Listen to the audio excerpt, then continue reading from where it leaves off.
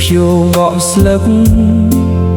ឬសរសៃនៅមកព្រឹកខ្ញុំឮតែសំឡេងបេះដូងអ្នកក្រកំពុងយំព្រមម្នាក់ខំធ្វើការព្រឹកល្ងាចមិនដែលសម្រាញើសហូរចូលខ្នងព្រោះចង់ឲ្យគ្រួសារបានសុខបាយមួយចានទឹកមួយកែវក៏ខំរកមកគត់គង់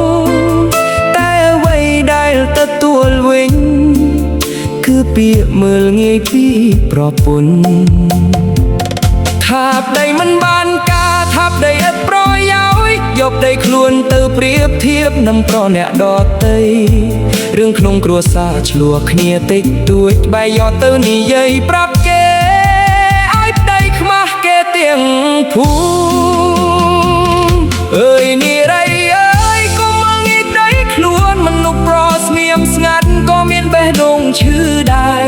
គេមិនសូវនិយាយមិនមែនគេមិនចេះឈឺឡើយគេគ្រាន់តែទ្រាំព្រោះស្រឡាញ់គ្រួសារថ្ងៃណាប្ដីអស់ចិត្តនេះក៏លែងកក់ក្ដៅកូនប្រុសកូនស្រីនឹងរស់ដោយទឹកភ្នែកប្ដីប្រពន្ធបើមិនចេះឲ្យតម្លៃគ្នាសុភមង្គលក្នុងផ្ទះក៏រលាយបាត់តាមខ្យល់មុននឹងនិយាយពាក្យណា